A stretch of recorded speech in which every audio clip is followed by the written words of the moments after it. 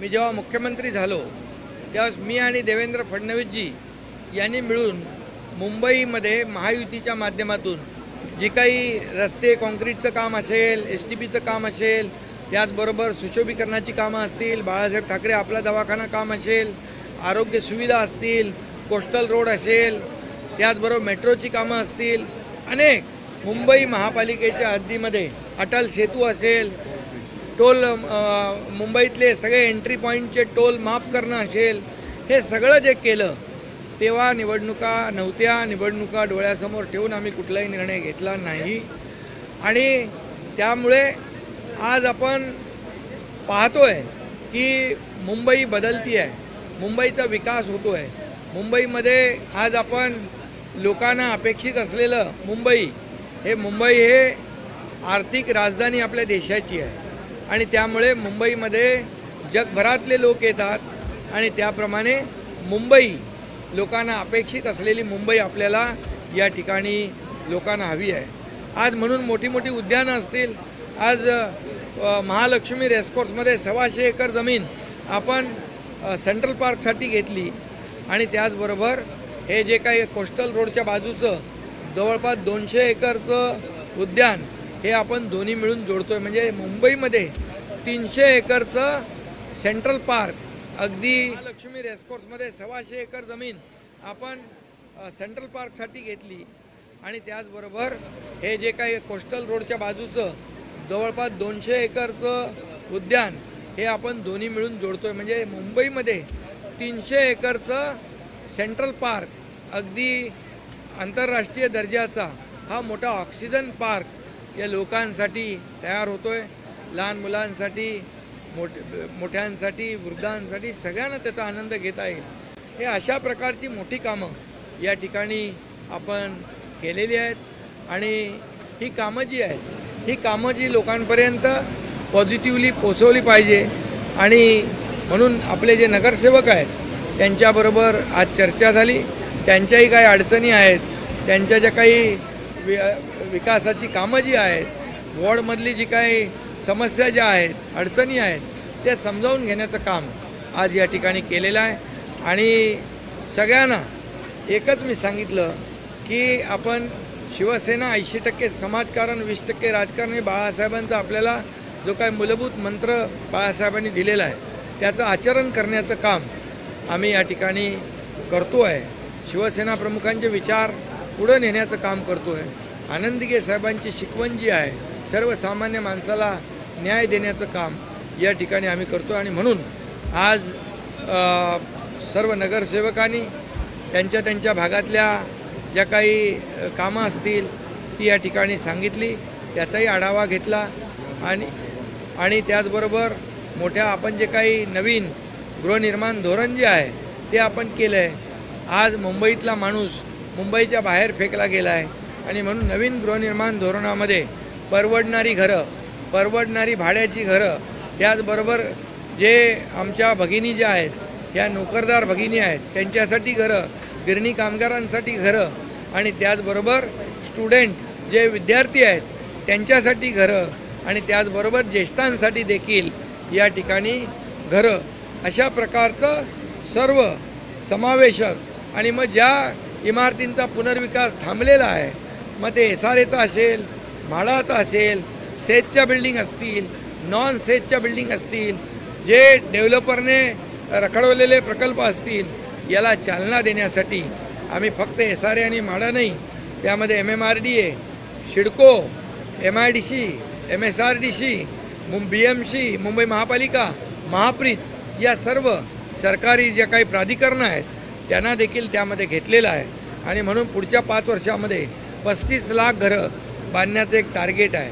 जसं आदरणीय प्रधानमंत्री महोदयांचं सर्वांसाठी घरं हे जे काही त्यांची संकल्पना आहे त्याला एक चालना देण्याचं काम इथं मुंबईमध्ये देखील होईल, या महाराष्ट्रामध्ये होईल आणि जे काही रखडलेले प्रकल्प SRA, म्हाडा फक्त मुंबई MMR पुरता नाही, पूर्ण धोरण जे आहे राज्यासाठी आपण केलेलं आहे आणि रखडलेला जो काही पुनर्वसनाचा, पुनर्विकासाचा प्रकल्प आहे त्याला देखील चालना देण्याचा निर्णय आपण घेतला आहे आणि म्हणून जो मुंबईकर मुंबईच्या बाहेर फेकला गेला आहे त्याला पुन्हा मुंबईमध्ये आणण्याचं काम या ठिकाणी महायुती करणार आहे आणि म्हणून या सगळ्या ज्या काही बाबी आहेत या नगरसेवकांच्या बरोबर या ठिकाणी आढावा बैठकीमध्ये शेअर केल्या आणि मला विश्वास आहे की एवढं काम महायुतीने केलं आहे की जे अनेक वर्षामध्ये करायला पाहिजे होतं आज एस टी पी जे आहेत मुंबईसारख्या शहरात मुंबईसारख्या मोठ्या बजेटच्या महापालिकेने एस टी पीचा निर्णय घेतला नव्हता पण आपल्या सरकारने घेतला.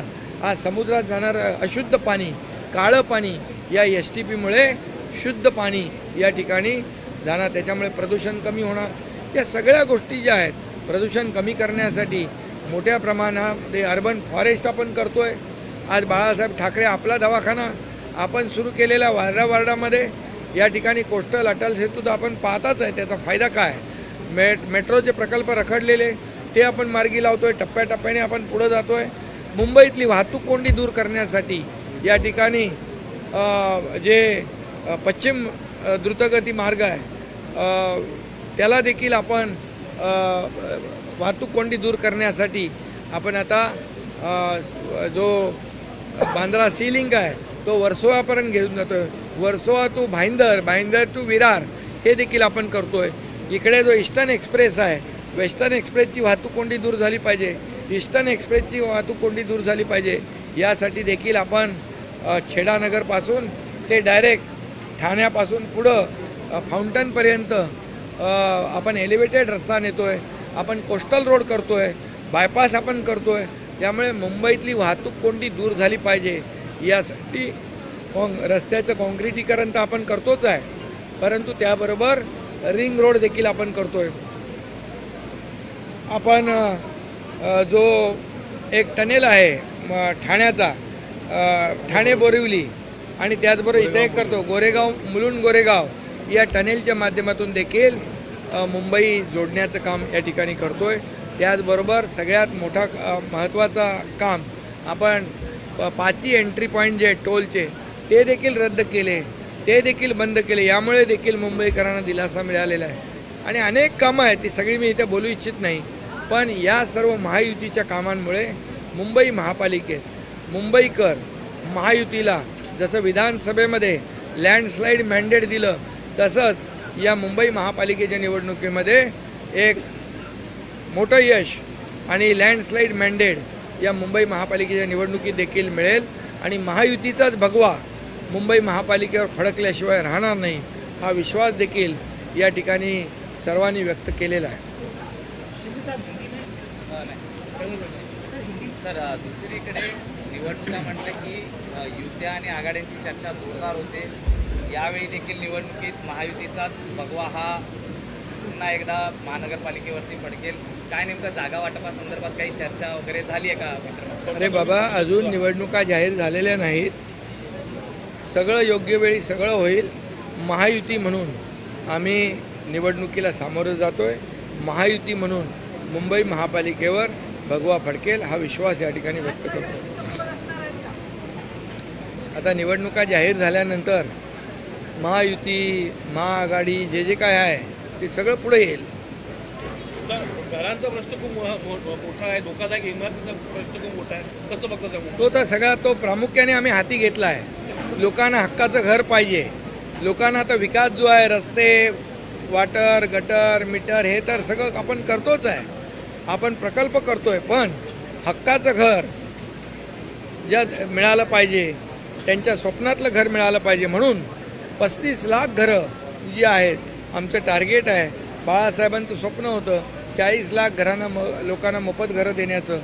ते या ठिकाणी मला विश्वास आहे की आपल्याला या सर्व प्राधिकरणाने एकत्र घेतल्यानंतर हे सगळं टार्गेट आम्ही पूर्ण करू आणि घरांचं स्वप्न लोकांचं पूर्ण करता येईल. मुंबई महापालिका के सभी नगरसेवक जो है आजी माजी नगरसेवक इनकी आज बैठक हुई है. इस बैठक में उनके वार्ड में जो कुछ समस्या है उनके विकास के काम हैं इसको आज सुनने का भी प्रयास किया है और उसमें उनको विकास के लिए जो आवश्यक योगदान है आवश्यक सहकार्य है वो भी देने का काम बात हुई है. उस पर चर्चा हुई है और मुझे पूरा विश्वास है कि जैसे हमारी महायुति की सरकार 3 साल पहले आ गई। मैं मुख्यमंत्री जब था, मैं और देवेंद्र फडणवीस जी, हम दोनों ने मिलकर जो शुरुआत में जो निर्णय लिए, उसके बाद हमारे साथ अजीत दादा भी आ गए। लेकिन जब वो निर्णय लेने के बाद इतने बड़े निर्णय लिए हैं कि लोगों के घर का मामला हो, यहाँ पर कंक्रीट के रोड हो, यहाँ पर एसटीपी का मामला हो, यहाँ पर ब्यूटिफिकेशन का काम हो, बाला साहेब ठाकरे आपला दवाखाना हो, मेट्रो का काम हो, जो प्रलंबित काम है वो सभी कामों को अंजाम देने का, बड़े गार्डन हो, अर्बन फॉरेस्ट हो, पोल्यूशन कम करने का काम हो, यहाँ पर ये सभी कामों को अंजाम देने का काम महायुति ने किया है। और महायुति जो विधानसभा में जो 2.5 साल में हमारे महायुति ने काम किया, वो विधानसभा में लोगों ने हमारे को जो सहयोग किया, जो लैंडस्लाइड मैंडेट दिया है, वैसे ही यह महायुति ने किया हुआ काम पिछले कई सालों से जो नहीं हुआ वो महायुति ने किया है। इसलिए इस मुंबई महापालिका चुनाव में महायुति का भगवा झंडा ये मुंबई महापालिका पर लहराएगा, ये विश्वास है। और इसलिए सभी लोग आज हमारे पदाधिकारी, हमारे नगर सेवक काम कर रहे हैं, क्योंकि हम चुनाव मद्देनज़र रखकर, चुनाव को देखकर कोई काम नहीं करते। चुनाव हो या ना हो, हमारा काम शिवसेना का शुरू रहता है और इसीलिए लोग हमारे साथ जुड़ रहे हैं, हमारे साथ आ रहे हैं, शिवसेना पार्टी जॉईन कर रहे हैं। तर अलमट्टी धरणाबाबत आज बैठक बोलवण्यात आली होती. आपण स्वतः त्या पूर्व परिस्थितीत जाऊन काम केलेलं होतं. याबाबत नेमका निर्णय आजही झालेला नाही आहे. पुन्हा 15 दिवसानंतर एक बैठक बोलवण्यात आलेली आहे. इथल्या गावकऱ्यांमध्ये भीतीचं वातावरण आहे की आता धरणासंदर्भात सरकार पूर्णपणे गावकऱ्यांच्या बरोबर आहे.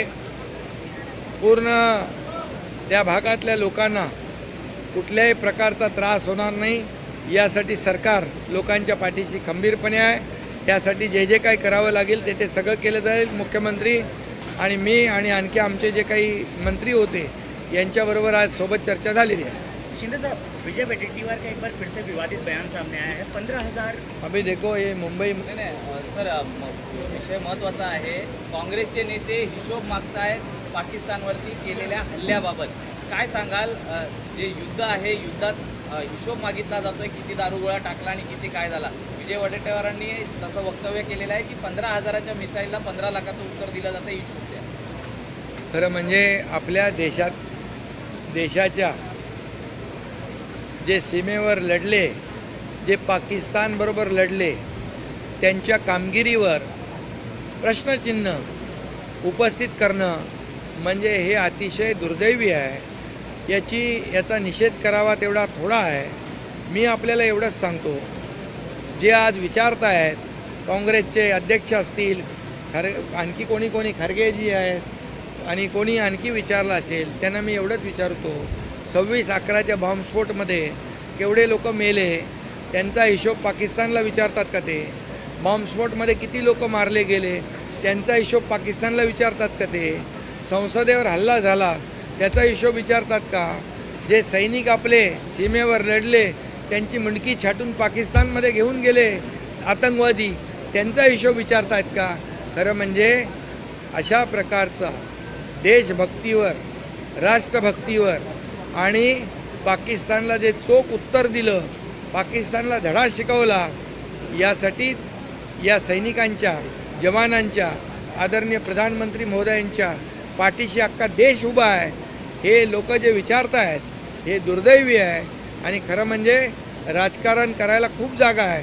हे राजकारण करण्याची जागा नाही.